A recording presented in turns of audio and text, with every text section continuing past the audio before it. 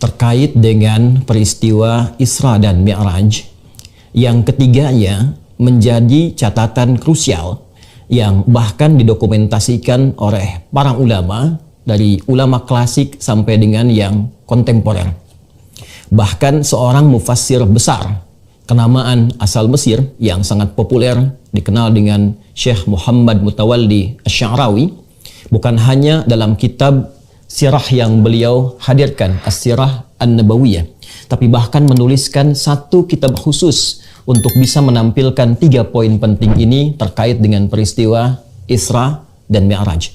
Bukan hanya ulama tafsir, bahkan kita akan dapati para pakar hadis pun tidak ketinggalan, bukan hanya menghadirkan hadis-hadis sahih yang tercantum dalam Sahih Al-Bukhari, Sahih Muslim, bahkan Al-Imam At-Tabrani bukan hanya dalam kitab Al-Mu'jam Al-Kabirnya, tapi dalam kitab Ad-Du'a mendokumentasikan bagian-bagian penting dari perjalanan peristiwa Isra Mi'raj ini yang diharapkan menjadi panduan berkehidupan bagi seluruh kita umat Islam khususnya, atau bahkan inspirasi bagi manusia pada umumnya, bagaimana menghadapi situasi-situasi krusial dalam kehidupan, bagaimana cara mendekat kepada Allah Subhanahu wa Ta'ala, dan bagian terakhir berinteraksi secara utuh dan paripurna dalam berkehidupan sampai kembali kepada Allah Subhanahu wa Ta'ala. 3 bagian ini yang kita akan coba batasi dalam tausiah singkat di kesempatan kali ini, dan semoga Allah memberikan kemudahan dalam menyampaikan, memahami, dan mengamalkan apa yang telah kita pelajari nanti. Para hadirin sekalian, dan mohon izin kepada para ulama, tidak bermaksud untuk menggurui, namun menghadirkan kembali apa yang guru-guru telah kita ajarkan kepada kita semua. Peristiwa Isra Mi'raj bagian pertama diawali pada tahun ke-10 dari kenabian Rasulullah Sallallahu Alaihi Wasallam, bukan ke-10 Hijrah, tapi 10 kenabian dari Rasulullah Sallallahu Alaihi Wasallam saat dilantik menjadi Nabi dan Rasul. Diawali di bulan Ramadan saat wafatnya Sayyidah Khadijah radhiyallahu taala anha. Pun demikian wafatnya paman Nabi tercinta Abu Talib. Wafat paman dan istri tercinta ini yang sejatinya sudah dipahami dan diketahui oleh kita semua bahwa keduanya adalah tameng terdekat Rasulullah SAW dalam berdakwah. Bagaimana ketika Nabi menghadapi berbagai tantangan yang ada di masyarakat Mekah pada umumnya di masa itu, Fatrah Makkiyah, maka pamannya Abu Talib adalah orang pertama yang maju membela Nabi, yang datang untuk memberikan penjelasan-penjelasan yang melindungi keadaan Rasulullah SAW, baik dakwahnya pun demikian keadaan fisik Nabi yang dimungkinkan tersakiti pada masa itu. Bila pun ada kesulitan di luar ketika menyampaikan risalah, maka pulang ke rumah. Di rumah pun Nabi SAW mendapatkan pencerahan, perlindungan yang menenteramkan, rasa kasih yang mendamaikan, bukan hanya dari keadaan di luar yang mendapatkan boleh jadi intimidasi, serangan-serangan, persekusi, tapi bahkan tatkala mendapati awal perjumpaan dengan malaikat Jibril alaihi salam saat menerima puncak wahyu itu, maka Sayyidah Khadijah adalah sosok yang paling menenangkan, yang paling mendamaikan, yang paling menguatkan. Jadi di luar ketika Nabi mendapatkan gangguan, ada tameng dari pamannya Abu Talib, dan di dalam rumah ketika membawa kegelisahan, ada pendamai yang menenteramkan, yang berwujud sosok istri yang paling dicintai, yaitu Sayyidah Khadijah radhiyallahu taala anha. Di waktu yang bersamaan, tahun ke-10 Hijrah itu, keduanya wafat di tahun yang sama, kembali kepada Allah Subhanahu wa Ta'ala. Nabi Sallallahu Alaihi Wasallam tentu diliputi oleh rasa kesedihan yang mendalam, rasa duka yang sangat luar biasa, sampai para sejarawan sepakat menjadikan tahun ini sebagai tahun kesedihan dalam sejarah Islam, dinawai dengan Amul Huzni. Dalam keadaan demikian, maka Nabi menghadapi satu realita. Di luar yang tadinya ada pembela, ada perisai, ketika hilang perisai itu, maka cacian, intimidasi, persekusi dirasakan langsung oleh Nabi SAW tanpa sekat dalam menyampaikan risalah dakwah itu. Pulang ke rumah pun, yang biasanya ada yang menenteramkan, yang memberikan kedamaian, yang memberikan kekuatan dengan kata-kata yang meneduhkan itu, sekarang tidak didapati lagi. Maka Nabi melihat ada peluang harapan di suku terhormat di luar wilayah Mekah Al-Mukarramah, sekitar 100 km. Beliau mencoba untuk menempuh perjalanan ke satu wilayah yang dikenal dengan nama Taif, masuk wilayah Hijaz. Makkah, Al-Madinah 400 kilo jaraknya dari Makkah, kemudian Taif 100 km jaraknya dari kota Makkah Al-Mukarramah. Beliau berharap ada satu suku yang terhormat bernama Bani Thaqif yang diharapkan bila di Makkah ditolak, maka penduduk Taif khususnya dari Bani Thaqif bisa menerima dakwah Rasulullah SAW, bisa menjadi penopang, pemberi kekuatan, pemberi perlindungan dari risalah dakwah yang tengah beliau jalankan. Lalu diajaklah kemudian menyertai anak angkat beliau pada masa itu, yaitu Zaid bin Harithah, untuk menemani risalah dakwah Nabi SAW keluar sementara waktu dari Mekah, menghindari konflik sosial yang bahkan serangan-serangan muncul pada masa itu, dan berangkatlah berjalan kaki. Kita garis bawahi, berjalan kaki 100 km ke wilayah Taif. Namun apa yang terjadi?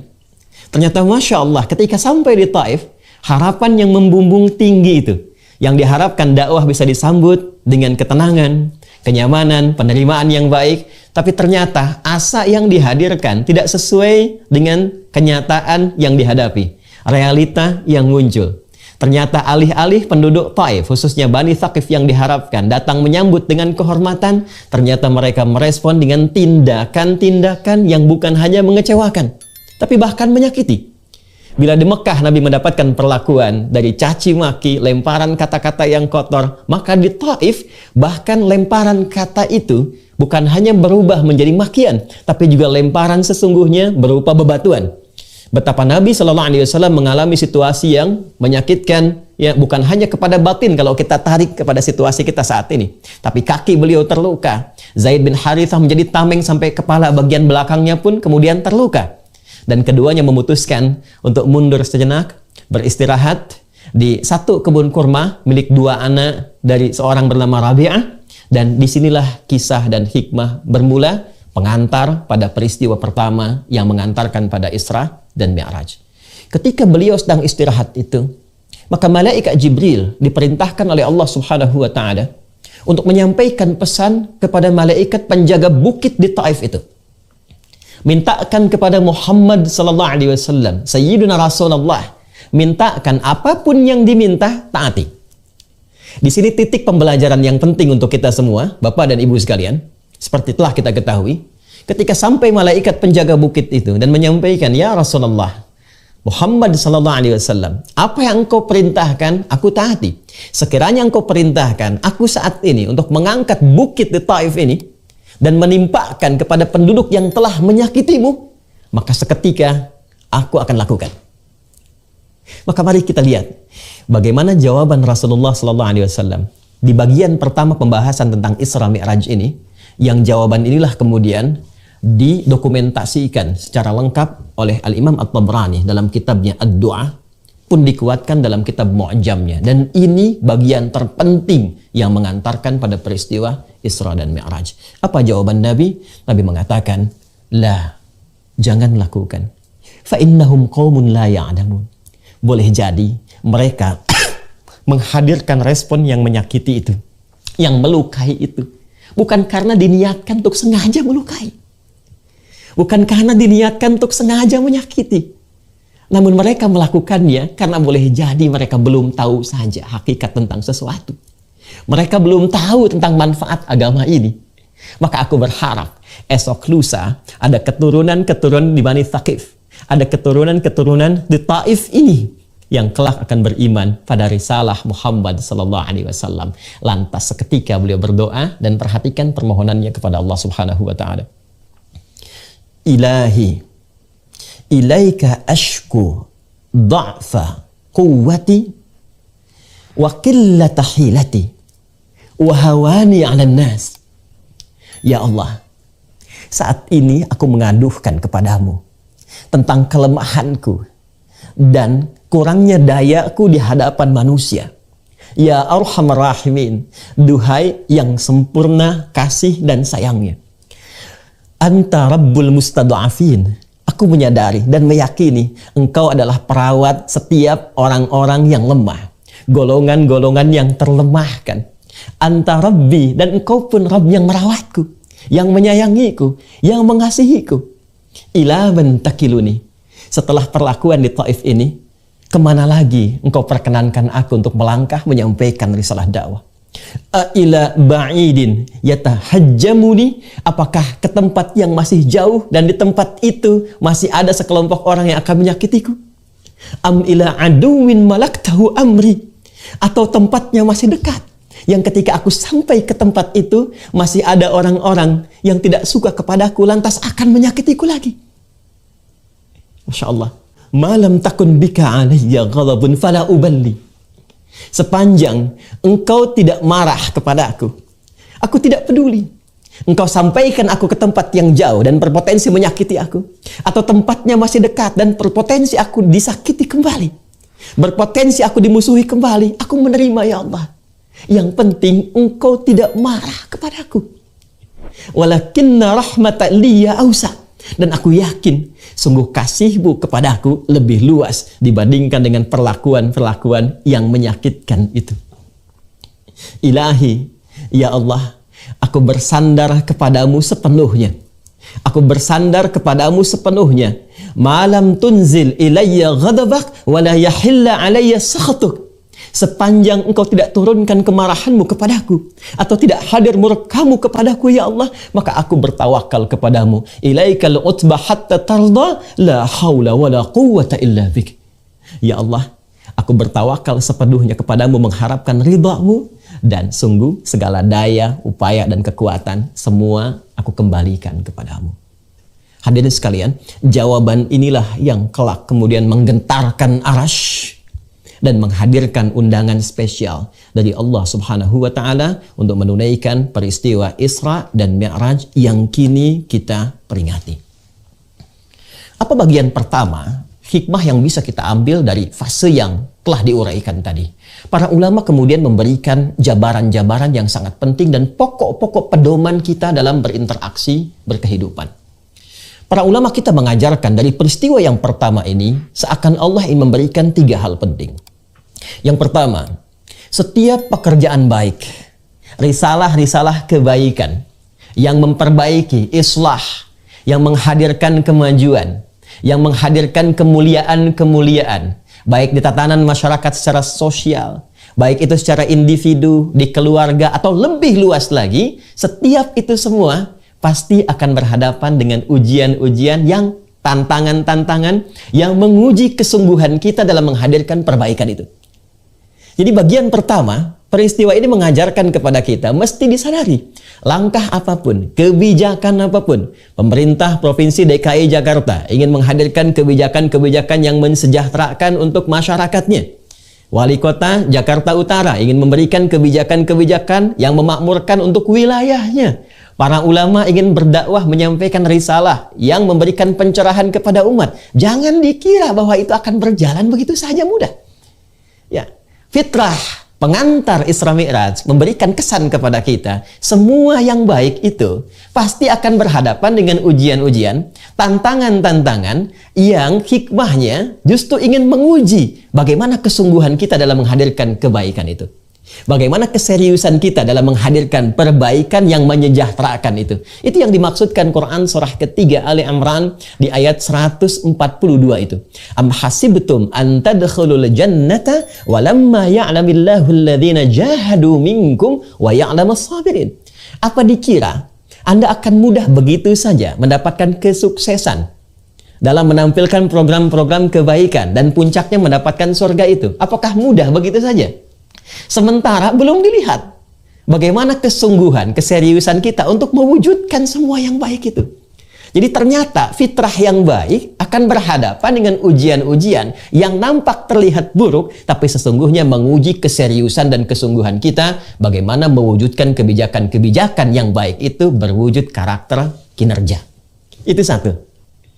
Dan semakin tinggi, semakin besar perubahan dan kebijakan kebaikannya, maka semakin tinggi pula tantangannya.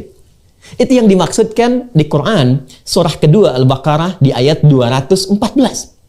Am hasibtum an tadkhulul jannata walamma ya'tikum mathalul ladzina khalau min qablikum massathumul ba'sa wad-dharra wa zulzilu hatta yaqula ar-rasulu wal ladzina amanu ma'ahu mata nasrullah ala inna nasrallahi qarib. Jangan dikira mudah begitu saja mendapatkan harapan-harapan kebaikan, bahkan surga, puncak kemuliaan yang diharapkan, mudah didapatkan begitu saja. Kata Allah tidak. Kesuksesan akan bersanding selalu dengan ujian. Ibu ingin mendapatkan anak yang sukses, jangan dikira mudah begitu saja, berharap, berdoa, sukses, langsung sukses. Tidak. Akan ada ujiannya. Akan ada kesabaran yang menjadikan kita melihat setiap perubahan-perubahan dari anak itu. Bila di skala keluarga saja sudah sedemikian kompleks, maka hal yang lebih besar lagi, spektrum yang lebih luas lagi, di lingkungan kemasyarakatan, di lingkungan berbangsa, bernegara, maka tantangannya lebih besar lagi. Seperti orang dulu pernah sukses melewati ujian, maka kita pun yang berkeinginan sukses, kata Allah, akan diberikan ujian yang setara dengan kadar ikhtiarnya. Kadang baksun, ringan. Kalau Anda ingin ke masjid, apakah serius mau ke masjid, mau ke JIC, maka diturunkan hujan rintik-rintik. Itu baksun namanya. Masih berangkat nggak kalau hujan? Ya, orang Arab mengatakan kalau ini ringan, dia katakan la ba'sa, ini ringan, nggak apa-apa. Orang Indonesia lebih hebat lagi, labas, lewat. Kalau masih berangkat, hujan dinaikkan levelnya, lebih besar lagi. Darah, yang berdampak kepada fisik. Masih mau berangkat nggak? Masih mau cari payung nggak? Kalau dengan yang deras sedikit masih belum berangkat, artinya level kita masih digerimis. Masih ujian-ujian kecil. Kalau membuat kebijakan, ya ini ingin bikin bangunan A, ingin bikin taman B, ya baru karena cacian sedikit saja, baru karena kritik saja, sedikit tidak jadi dilakukan, itu masih gerimis levelnya. Itu pengantarnya. Ya. Maka yang paling menarik ketika Anda melangkah pada kebijakan yang besar, dakwah yang besar, risalah yang besar, wazulzilu. Terkadang Allah hadirkan ujian-ujian yang menggoncang kepada jiwa. Zilzal itu seperti gempa. Ya, pikiran kita gempa. Bagaimana merencanakan ini? Tantangannya lebih besar. Hati kita gempa. Kadang-kadang malam nggak bisa tidur. Ya, ada pekerjaan di suami di kantor jadi bermasalah. Pulang ke rumah istri jadi pikiran, itu zilzal, gempa.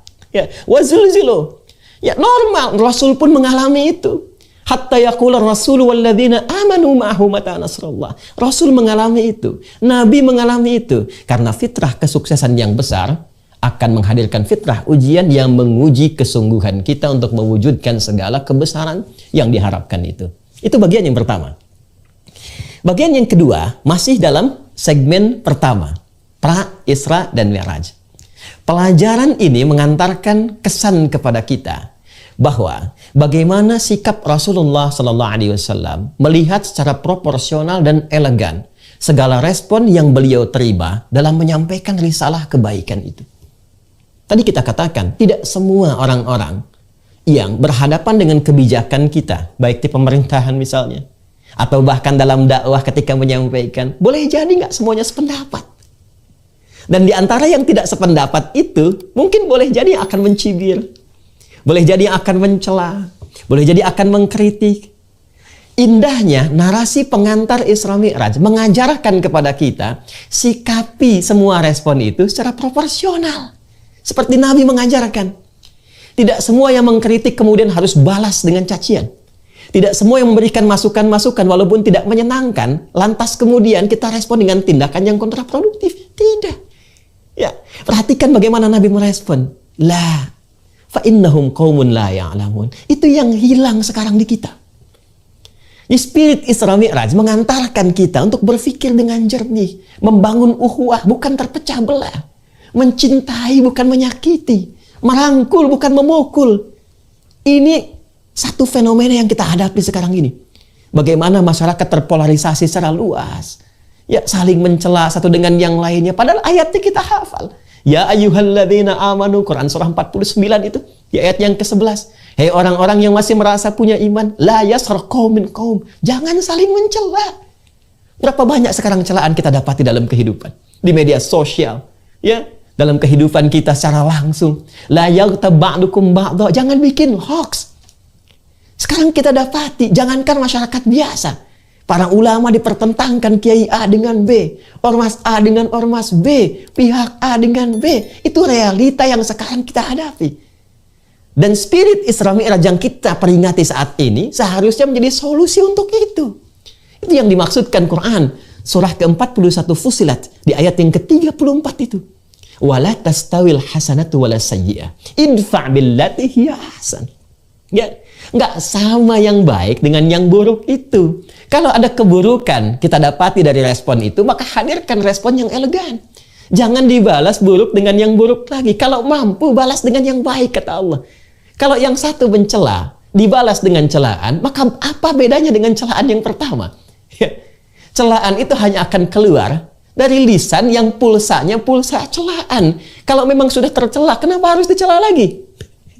Itu indah sekali gambaran Qur'annya. Idfa' billati hiya ahsan. Kalau kamu insan beriman, kata Allah, maka secara proporsional saja. Kalau sudah tercela, nggak usah dicela lagi. Balas dengan yang baik. Fa idzal ladzi bainaka wa bainahu. Ini adawatun ka'annahu waliyyun hamim. Boleh jadi balasan yang baik ini dari respon-respon negatif yang disampaikan, jika dibalas dengan positif, dengan yang menyenangkan, itu cemberut, di sini senyum, di sana memaki, di sini memuji, maka apa yang terjadi? Kata Allah, boleh jadi permusuhan itu akan berubah menjadi kasih sayang yang menyatukan secara setia.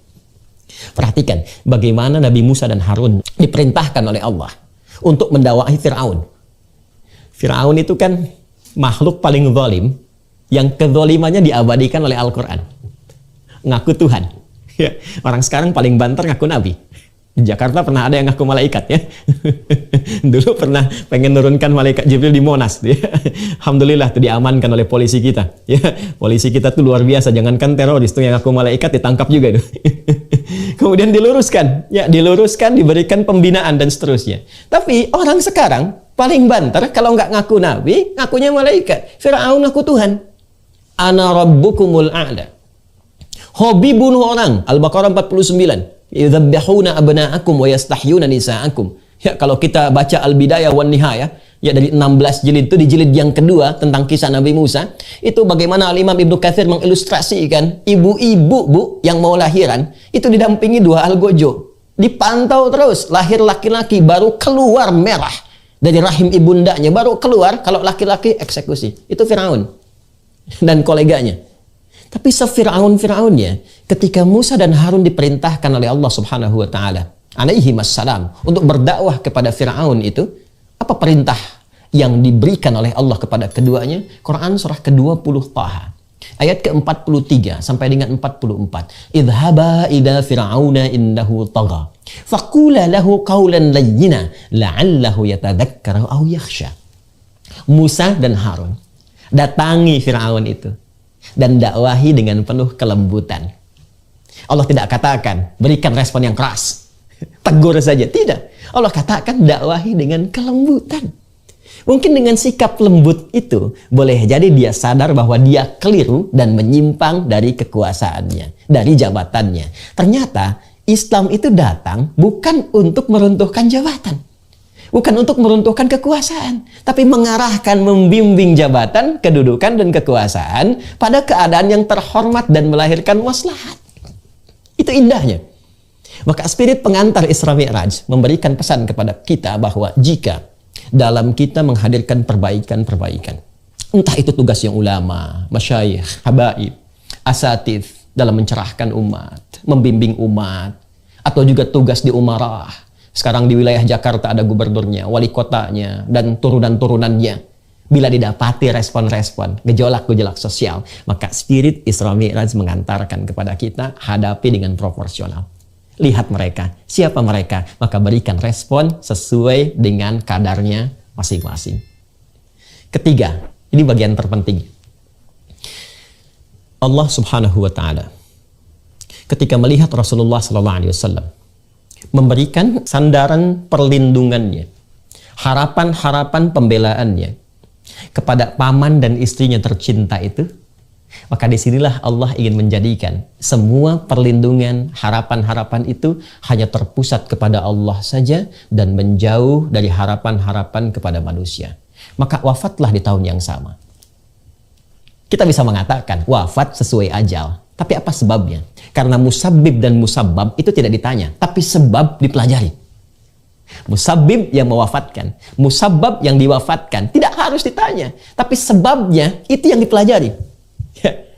Sayyidah Khadijah radhiyallahu taala anha, Abu Talib paman Nabi radhiyallahu taala anhu, meninggal dunia keduanya di waktu yang bersamaan, dan keduanya pelindung bagi dakwah Nabi, bagi risalah Nabi. Wafat di tahun yang sama, dan Allah berkehendak memberikan perlindungan langsung tanpa adanya harapan-harapan yang disematkan kepada makhluk. Pelajaran besar. Seakan Allah yang memberikan gambaran. Jika kita bersandar pada teman, itu bagus. Boleh jadi dalam lingkungan dakwah kita punya sahabat. Kiai A bersahabat dengan Kiai B, dengan Habib C, dengan Ustadz D, ya dengan Syekh C. Di pemerintahan ada sahabat. Gubernur bersahabat dengan sekda. Wali kota bersahabat dengan wakilnya, dengan staf-stafnya. Semua menjamu persahabatan untuk bersinergi menyukseskan program yang telah dipersiapkan. Tapi bersandar kepada sahabat itu tidak akan abadi. Kalau bukan terbatas karena kedudukan, kalau sudah tidak menjabat lagi, sulit untuk mewujudkan bersama-sama. Apalagi kalau sudah batas kehidupannya berakhir. Sahabat kita meninggal, siapa yang jadikan sandaran? Alih-alih kita bersandar kepadanya, dia yang bersandar kepada kita untuk kita menggotong jenazahnya. Betapa banyak sekarang pejabat, bahkan Pak Gub saja, berapa banyak kemudian karena pandemi COVID kita berdoa kepada Allah. Semoga yang telah berpulang dinilai sebagai syuhada, orang-orang baik yang dirahmati. Tapi kita belajar dari situ, berapa banyak kita menggotong sahabat kita. Mengangkat jenazah mereka, mengantarkan ke kuburan. Dan terkadang mereka lah orang terdekat yang memberikan inspirasi dalam kehidupan. Pak Sekda Allah Yarham Saifullah Yusuf, orang baik, yang kami juga mengetahui, Masya Allah. Ya, pada akhirnya kembali kepada Allah. Dan puncaknya kita pada akhirnya kembali kepada Allah. Ya, Masya Allah. Ya, teman-teman sekalian, Bapak Ibu sekalian, yang ingin saya tekankan adalah peristiwa ini memberikan kesan kepada kita. Kalau ingin mendapatkan perlindungan sempurna, kalau ingin mendapatkan bimbingan sempurna, maka arahkan semua harapan-harapan itu pada satu titik saja. Arahkan semua permohonan perlindungan itu kepada Zat yang Maha Menguasai saja. Tidak salah kita berteman, tidak salah kita menggantungkan harapan, tapi puncak seluruh harapan, arahkan seluruhnya kepada Allah saja. Ketika kawan-kawan di lingkungan kita memiliki keterbatasan dan ketergantungan kita hanya kepada Allah, maka Allah akan memberikan perlindungan tanpa ada batas, bahkan dari segala hal yang dianggap mustahil oleh manusia. Itu yang kemudian mengantarkan Nabi Muhammad SAW setelah menyadari sepenuhnya bahwa peristiwa wafatnya Sayyidah Khadijah, peristiwa wafatnya Abu Talib adalah peristiwa pengantar, jembatan yang menghadirkan kuatnya tawakal kepada Allah. Setelah menyadari itu dan berdoa kepada Allah dengan doa yang tadi kami sampaikan, maka datanglah kemudian undangan dari Allah langsung untuk membuktikan dahsyatnya kekuatan Allah yang melampaui sandaran-sandaran pada manusia. Maka tibalah undangan itu dan diabadikan di Quran surah ke-17 Al-Isra di ayat pertama dan surah An-Najm surah ke-53 ayat 1 sampai dengan 18 itu. Allah berfirman, A'udzubillahi minasyaitonirrajim. Bismillahirrahmanirrahim. Subhanalladzi asra bi 'abdihi lailan minal masjidil haram ilal masjidil aqsa alladzi barakna haulahu linuriyahu min ayatina innahu huwas sami'ul basir. Baik, ini bagian pertama yang ingin saya tampilkan. Rasul pulang dari Taif dengan membawa ketenangan, bukan kekecewaan. Bayangkan, Anda datang ke satu tempat, dilempari, dimaki-maki, berdarah-darah, tapi pulang membawa ketenangan. Pernah nggak Bapak ada kebijakan datang ke masyarakat tempat tertentu, atau kita teman-teman berdakwah, atau ibu menghadapi suami ya di rumah, cerita tentang anak, tiba-tiba responnya ada maki-maki. Aku sedang capek nih. Wah, ada makian, ada celaan dan sebagainya. Kira-kira ketika pulang ke rumah yang dibawa apa? Ketika masuk kamar yang dibawa apa, Bu? Ini Nabi datang ke Taif, udah 100 kilo jalan. Datang dilempari, berdarah-darah. Tapi pulang dari situ justru membawa ketenangan. Itulah tawakal. Itulah rahasia tawakal. Pulang beliau, kembali, datang kemudian ke Mekah, dan menginap di rumah Sayyidah Maimunah.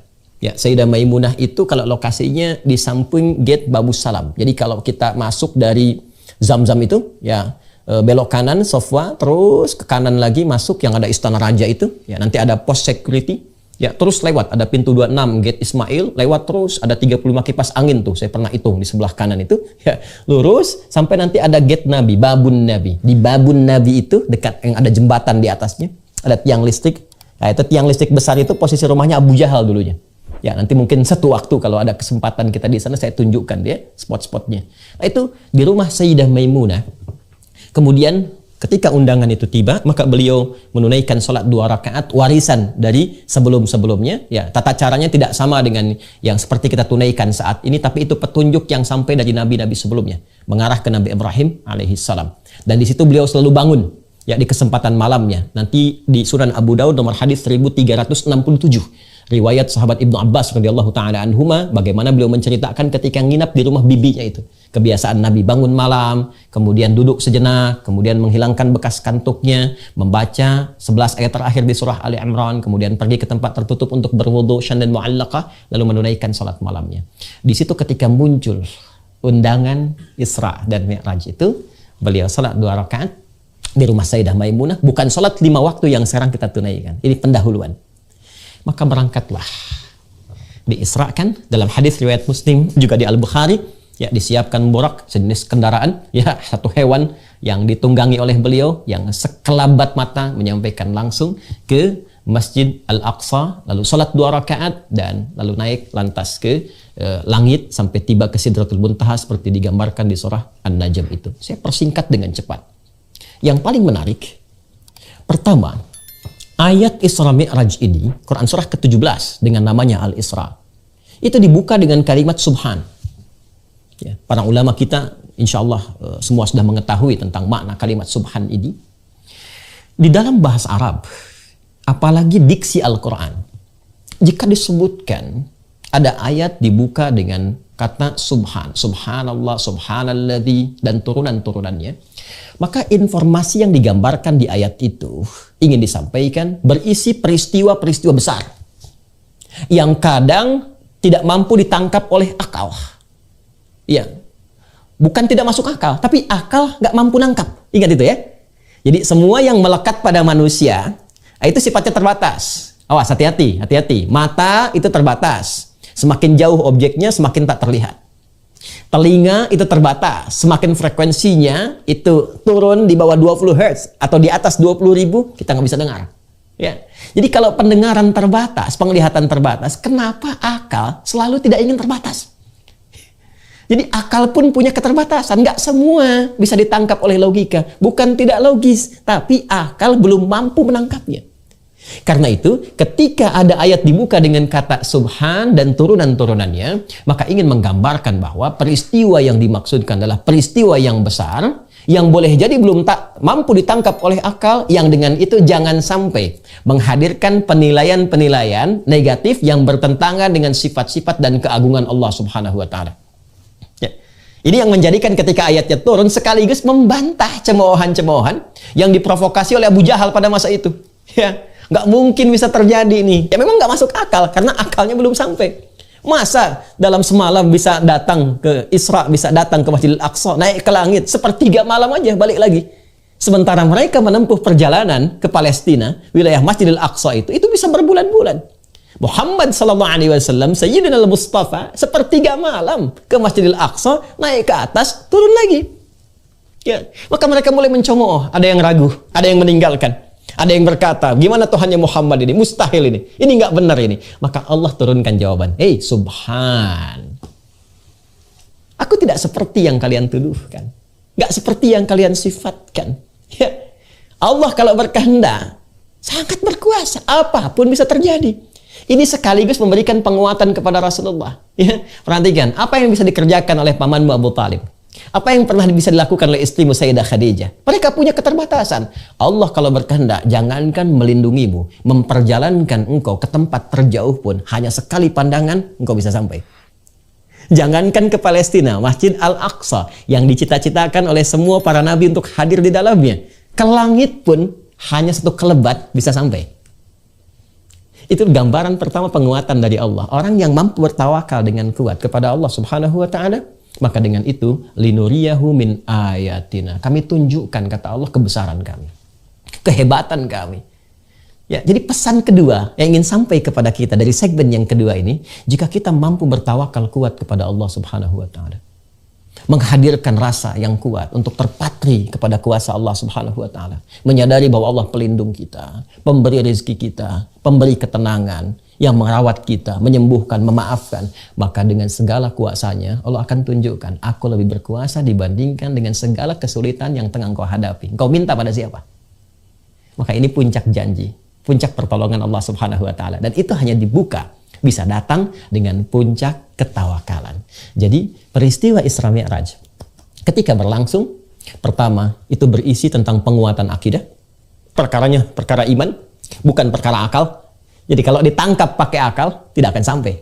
Tapi kalau ditangkap pakai iman, hikmah akan datang membimbing kita untuk memahaminya. Sebab kalau Allah mau, apapun bisa terjadi. Secara antropologis kita nggak bisa tangkap. Akal hanya membayangkan anak itu bisa lahir kalau ada hubungan seksual antara laki-laki dan perempuan. Lahir anak. Kalau Allah berkehendak, tidak ada laki-laki, nggak pernah disentuh siapapun, bisa mengandung, melahirkan. Itu Maryam alaihissalam. Kalau Allah berkehendak, tidak ada ibunya, nggak ada bapaknya, bisa lahir. Itu Adam alaihissalam. Kalau Allah berkehendak, ada perempuan lahir dari bagian laki-laki. Itu Sayyidah Hawa alaihissalam. Jadi kalau Allah berkehendak, semua kemungkinan ada. Yang nggak ada bapak dan ibu, bisa ada Adam. Yang dari laki-laki bagiannya lahir perempuan, ada Hawa. Yang nggak ada laki-lakinya perempuan mengandung, ada Maryam. Yang normal seperti kita, wujudnya ada berupa fitrah dalam berkehidupan. Itulah Isra Mi'raj, ingin mengajarkan kepada kita, Allah kalau mau berkehendak apapun kun fayakun. Jadi dan terjadi. Ini secara akidah ditanamkan pada diri kita. Akidah itu kan dari kata akada. Sesuatu yang terikat kuat. Ikat kuat keyakinan ini dalam jiwa kita. Bahwa pelindung kita itu Allah. Yang maha segalanya. Kalau sedang susah, kembali kepada Allah. Coba sekarang kalau sedang susah, ngadunya pada siapa? Kalau sedang ada kesulitan, curhatnya kemana? Alih-alih curhatnya ke Allah, curhatnya bahkan sekarang di media sosial. Jakarta Utara mendung dikit aja bikin status tuh ibu ya. JIC mendung. Terus dengan dibikin status, apakah mendungnya akan hilang? Nggak nyangka ya, nyangka tuh. Apakah dengan membuat di media sosial status, solusi akan tiba? Tidak. Bahkan kadang-kadang bisa melebarkan persoalan. Tunggu komen dari si A, tunggu komen dari si B, tunggu komen dari si C. Ujung-ujungnya hanya ngerumpi saja. Masalahnya nggak tuntas. Maka itulah akidah. Maka Isra Mi'raj mengajarkan kepada kita, ikat dalam jiwa kita. Akadah, ikat dengan kuat, jangan sampai lepas. Makanya nikah itu disebut dengan akad pembukaannya. Memberikan pesan dijaga dengan kuat, pertahankan. Ya, penjagaan kepada keyakinan kita disebut akidah. Kuatkan dalam jiwa kita, ikat bingkai yang 6 simpul itu, yang rukun iman itu. Puncak pertamanya adalah kepada Allah. Kalau tawakalnya kuat, selesai masalah. Karena kita punya Allah. Ini yang kurang sekarang, kita punya Allah. Ya, kalau kita sandarkan semua kepada Allah, minta ya Allah, tuntaskan pandemi, tuntaskan konflik sosial, tuntaskan kegelisahan, semua istighatsah. Kembali kepada Allah minta. Lalu Allah berikan petunjuk lewat hikmah, ditunjukkan. Ini yang terjadi kepada Rasulullah SAW. Langit pertama ketika naik sampai ke Sidratul Muntaha. Dari mulai Nabi Adam alaihissalam, Nabi Isa alaihissalam, Nabi Yusuf alaihissalam, sampai terus ke atas. Puncak ketujuh Nabi Ibrahim alaihissalam. Ya, 6 Nabi Musa, 7 Nabi Ibrahim alaihissalam, sampai diperlihatkan bagaimana akhir kehidupan itu. Ini Muhammad SAW. Untuk apa marah dulu? Untuk apa menyakiti lagi? Perhatikan, lihat. Bagaimana akhir kehidupan orang-orang yang hidupnya di dunia itu selalu memilih jalan-jalan keburukan. Ini yang suka mengumpat, suka mencela, bikin sok, bergibah. Tuh lihat. Bagaimana keadaannya saat di neraka itu. Sibuk motongin lidahnya. Ini yang berzina. Ini yang suka membunuh. Ini yang begini. Ditampakkan kepada Rasulullah SAW. Ini akhir kebaikannya. Ini akhir kemuliaannya. Ini surga untuk insan beriman. Ini amalannya. Dan seterusnya, seterusnya. Selain memberikan kekuatan, perjalanan spiritual sesuai dengan wujud kita, sesuai dengan judul yang kita cantumkan di tema kita kali ini. Perjalanan spiritual itu menampilkan ma'rifat dan hakikat dari kehidupan. Ditampilkan pada Rasulullah untuk memberikan kekuatan. Ada masalah, kembali kepada Allah. Selesaikan secara proporsional. Akhir kehidupan orang bermasalah seperti ini. Tapi kamu punya tugas, jangan sampai mereka terus salah. Arahkan kepada yang soleh. Kalau soleh, akhirnya akan begini. Maka berikan bimbingan ini pada umatmu. Naik terus sampai ke atas. Sekarang timbul pertanyaannya.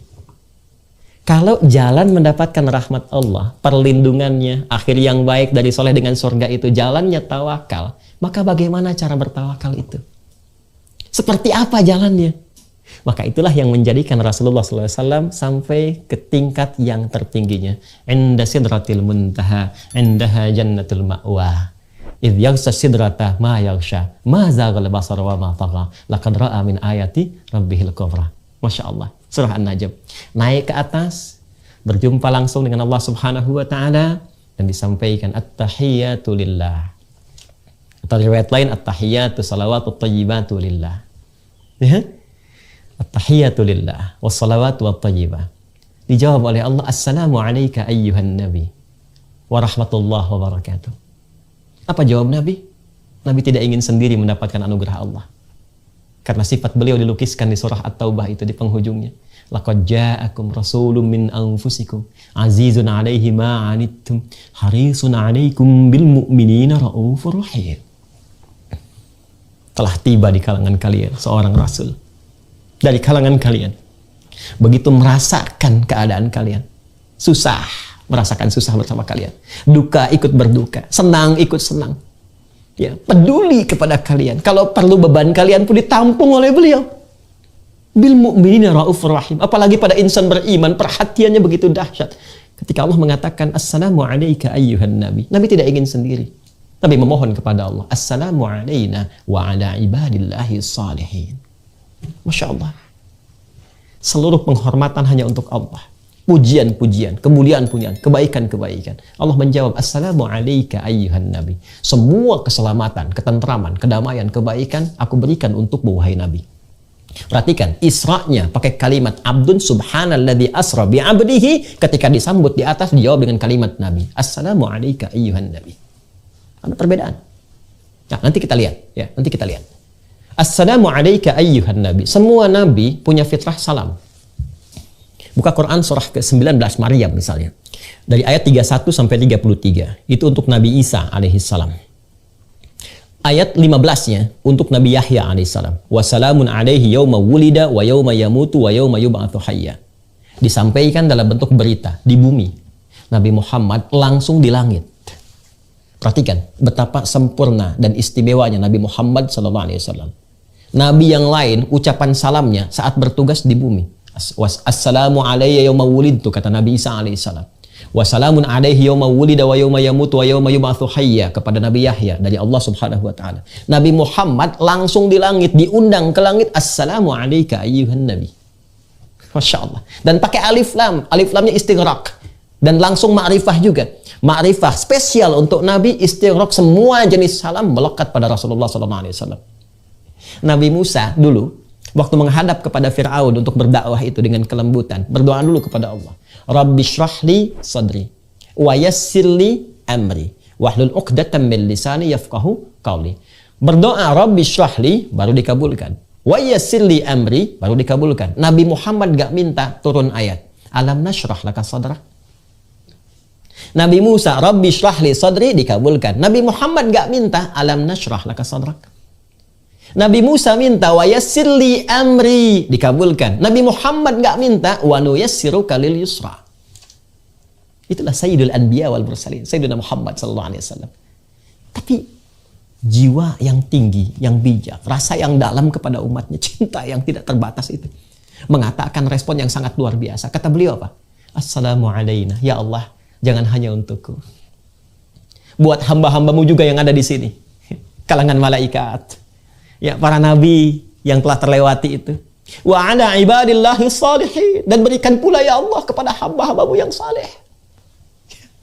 Kita umatnya.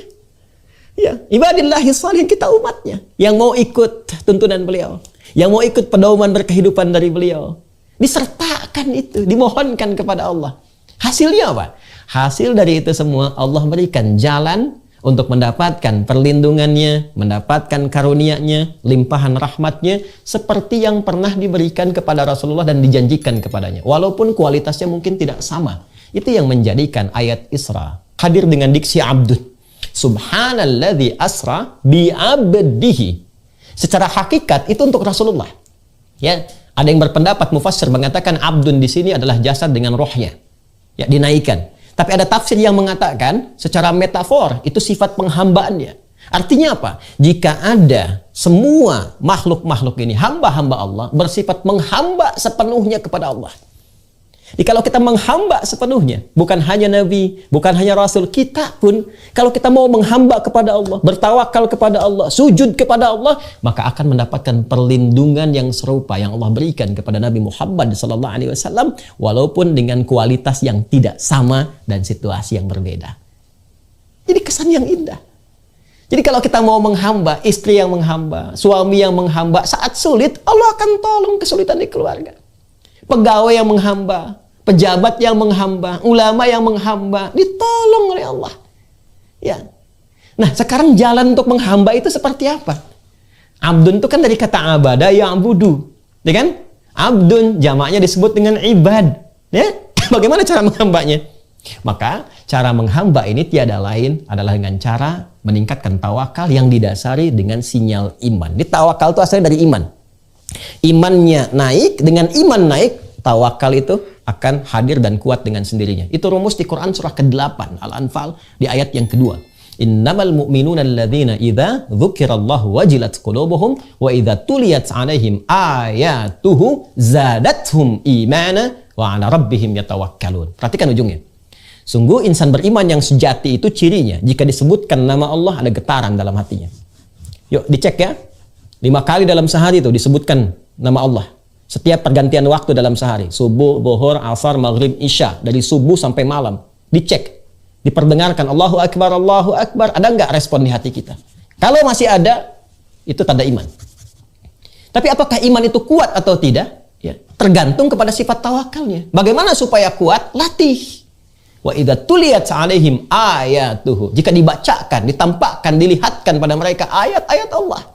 Dan Isra Mi'raj itu bagian dari ayat Allah. Baca lagi.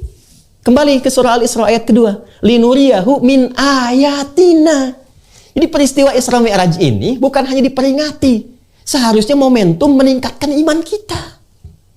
Ini spirit kita harus bertambah. Jadi bukan tiap tahun secara formalitas kita memperingati peringatan Isra Mi'raj. Alhamdulillah bagus. Tapi apa hasilnya? Kata Allah bukan sekedar yang pertama tadi. Harus ada peningkatan kualitas iman. Peningkatan tawakal. Wa ala rabbihim yatawakkalun. Sekarang kita bertanya, bagaimana cara menguatkan iman itu yang bisa mendatangkan kekuatan tawakal?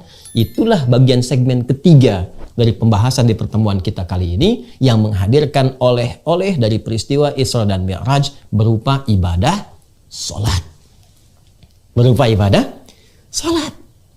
Jadi ternyata sholat itu bukan sekedar ibadah wajib yang secara formal harus kita tunaikan. Tidak. Desain sholat itu bukan sekedar perintah yang harus dilakukan untuk ibadah semata-mata. Tidak. Tapi ada feedbacknya kepada kita. Ada timbal balik. Ternyata itulah wasilah yang bisa meningkatkan iman kita. Dan saat yang bersamaan menghubungkan kita untuk terhubung kuat dengan Allah Subhanahu wa Ta'ala. Yang lewat hubungan kuat ini datanglah perlindungan dan semua limpahan keberkahan-keberkahan. Karena itulah Bapak Ibu sekalian, namanya disebut dengan sholat. Kalau ngaji fikih klasik kita dapati as-sholat hiya doa. Sholat itu arti pokoknya sama dengan doa. Tapi kalau kita ngaji kedalaman di bahasanya, kata sholah akarnya seakar dengan kata wasala. Yasilu silatan wasalatan. Sesuatu yang terhubung dengan kuat. Ada silaturahmi. Ya, sekarang Bapak Ibu sedang bersilaturahim, hybrid. Ada yang di JIC ketemu, ya, kuat. Sekarang kita lewat Zoom, ya. Suksesnya pertemuan ini bukan sekarang saat jumpa, nanti saat pulang, ya. Kita ingat lagi, saling mendoakan, saling menyapa, saling memberi kabar. Itulah silah. Hubungan kuat yang tidak dipisahkan oleh ruang dan waktu. Ibadah yang melatih kita supaya terus terhubung kuat dengan Allah sehingga tak terpisahkan di setiap ruang dan waktu. Ke kantor ingat Allah, jalan ingat Allah, kerja ingat Allah, di rumah tangga ingat Allah. Ibadah itu disebut sholat. Karena itu nama lain sholat itu zikir. Zikir itu ingat, eling. Buka Quran surah keempat. An-Nisa ayat 103. Fa idza qadaytumus sholata fadhkurullaha qiyaman wa qu'udan wa 'ala junubikum. Kalau kamu selesai menunaikan sholat, maka keberhasilan itu bisa dilihat. Kalau setelah sholat, ingat sama Allah, terhubung. Tuh. Quran surah ke-20 Thaha ayat ke-14, wa aqimis sholata li dzikri. Tunaikan salat sebagai zikir kepadaku. Jadi kalau orang salatnya benar, apa yang terjadi? Ada ketersambungan, konektivitas dia dengan Allah Subhanahu wa taala. Kalau ingat kepada Allah, pasti akan terlindungi. Perlindungan pertama dari maksiat. Gak ada orang ingat Allah itu bisa korupsi. Saat korupsi dia ingat Allah, gak mungkin korupsi. La yasrikul mu'min indama yasrik wa huwa mu'min. Kata Nabi, gak mungkin orang beriman itu mencuri ketika mencuri masih ada iman dalam dirinya. Karena ingat Allah. Nggak mungkin keluar dari JIC setelah menunaikan ibadah sholat Jumat atau sholat fardu. Tiba-tiba keluar tertukar sandal. Mustahil. Sebab saat akan dipakai, ingat Allah. Wah, yang saya yang mana ya? Saya kayaknya yang ini ya. Padahal dia masuk nggak pakai sandal itu. Ini nggak mungkin terjadi. Nggak mungkin salah ketik ketika bertugas. Karena tahu diawasi oleh Allah. Terhubung. Kalau konektivitasnya tinggi, itu yang menjadikan perlindungan Allah datang, menjaga dari perbuatan buruk. Ketika yang buruk itu dapat dihindarkan, maka yang baik akan datang. Rahmat Allah, perlindungan, kebaikan, kemuliaan. Itu yang menjadikan kekuatan iman bertambah. Karena itulah kalimat sholat pertama dalam Al-Quran, itu dibuka dengan kata iman. Buka Quran surah kedua Al-Baqarah di ayat yang ketiga. Sebelum Allah menyebutkan sholatnya, imannya dulu yang ditampilkan. Alladzina yu'minuna bil ghaib wa yuqimunas shalah. Ya, cara meningkatkan ketakwaan, kemuliaan, kebaikan dengan cara meningkatkan iman itu dengan baik. Setelah iman itu meningkat, apa yang terjadi? Latih dia. Dengan apa? Dengan sholat. Alladzina yu'minuna bil ghaib wa yuqimunas shalah. Dan dahsyatnya, ikatan iman yang diaktifkan lewat salat itu ternyata itu penanda pertama penghambaan kita kepada Allah Subhanahu wa taala. Masih ingat ayatnya yang di Al-Isra ayat kedua? Subhanalladzi asra bi 'abdihi. Tadi saya katakan abdun akarnya dari kata abada, ya'budu. Ya? Kemudian apa lagi? Orangnya abdun. Jamaknya disebut dengan ibad. Perintahnya u'bud. Sekarang perhatikan, setelah kita menghamba kepada Allah, datang menuhankan Allah Subhanahu wa taala dan mengatakan diri kita hamba, apa perintahnya? Pindah ke Quran surah ke-20 Thaha ayat ke-14. Innani anallah la ilaha illa ana fa'budni. Fa'budni. Kata Allah, sungguh akulah Allah. Nggak ada Tuhan yang layak dipertuhankan, disembah kecuali aku. Fa'budni. Perintahnya pakai fi'il amr. U'bud. Ya, kalau kita lakukan, maka yang melakukannya disebut dengan abdun. Jamaknya disebut dengan ibadun. Sembah aku, kata Allah, menghamba kepada aku. Kita bertanya, bagaimana caranya ya Allah? Teruskan ayatnya. Wa aqimis sholata li dzikri. Menghamba itu caranya dengan menunaikan sholat. Jadi sholat itu identitas penghambaan kita kepada Allah yang menunjukkan kekuatan dan keberadaan iman. Ya, setelah itu iman menguat, dipakai sholat. Dalam sholat kita mengaku hamba, kita ikrarkan. Apa kalimatnya? Ya, turunan dari kata abdun lagi. Ya, apa yang kita katakan? Iyyaka na'budu wa iyyaka nasta'in. Allahu akbar. Coba lihat. Subhanalladzi asra bi 'abdihi abada. Perintahnya u'bud. Ya, innani anallahu la ilaha illa ana fa'budni. Kemudian kita menghamba dengan menunaikan sholat. Wa aqimis sholata li dzikri. Saat sholat kita katakan, kami hamba ya Allah. Sekarang kami menghamba seperti engkau perintahkan. Engkau minta kami menuhan kamu, kami menuhankanmu ya Allah. Kau minta kami menyembahmu, kami menyembahmu ya Allah. Engkau minta sholat, kami sholat ya Allah. Iyyaka na'budu. Masya Allah. Ketika ada kalimat iyyaka na'budu, apa jawab Allah? Perhatikan, bukankah Nabi ketika naik ke atas peristiwa Mi'raj itu diberikan perlindungan oleh Allah? Jaminan perlindungan, jaminan kekuatan, jaminan kebaikan, jaminan pertolongan dari semua persoalan-persoalan yang dihadapi. Pertolongan ma'unah. Minta tolong, ista'ana yasta'inu. Kita minta tolong, nasta'in. Baik ya?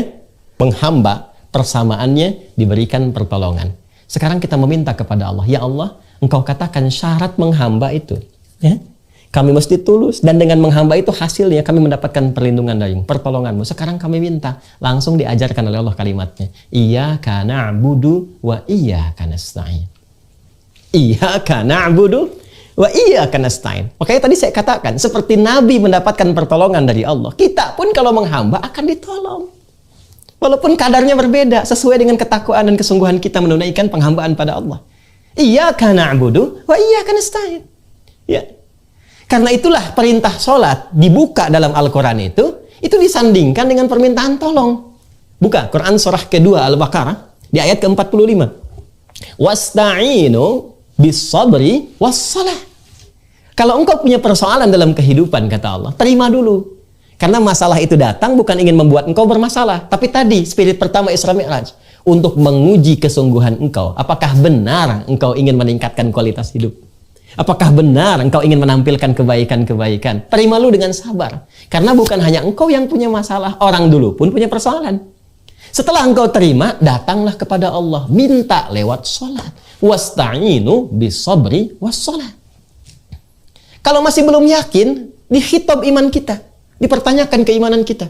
Ya, karena tadi ada hubungan antara iman dengan sholat. Ditunaikan sholat, iman kuat. Iman kuat, tawakal naik. Rumus Quran surah 8 ayat 2. Tawakal naik, pertolongan tiba. Karena itu kalau orang masih ragu dengan pernyataan ini, Allah turunkan ayat 153. Quran surah kedua Al-Baqarah ayat 153. Imannya dulu disebutkan. Ya ayyuhalladzina amanu. Hei semua yang beriman, masih punya iman gak? Bahkan pakai ayyuha tuh 150 kali disebutkan dalam Al-Quran. Ayyunya kan munada, fungsi taukid. Para ulama kita sudah jauh lebih dulu mengetahuinya. Haknya itu tanbih. Pakai ya disebutkan 361 kali dalam Al-Quran. Itu panggilan untuk nida'ul qarib, mutawassit, dan ba'id. Memanggil yang dekat, yang menengah, yang jauh. Alladzina disebutkan 1080 kali dalam Al-Quran. Itu isim mausul, bentuknya jamak tanpa batas. Seakan Allah ingin mengatakan, hei semua yang merasa punya iman. Mau imannya lemah, sedang, ataupun kuat karena dekat dengan Allah. Aku tegaskan ya, aku ingatkan. Sepanjang kamu punya iman, kuatkan imanmu. Kalau punya masalah, kuatkan sinyal imannya. Nanti dari iman itu minta lewat apa? Sholat. Ya ayyuhalladzina amanu sta'inu bis-sabri was-salah. Kalau kamu punya masalah, minta sama Allah, kata Allah. Di sholat itu bukan sekedar ibadah formalitas yang kita tunaikan. Ya, untuk menyembah Allah, tapi feedbacknya, manfaatnya untuk kita lagi.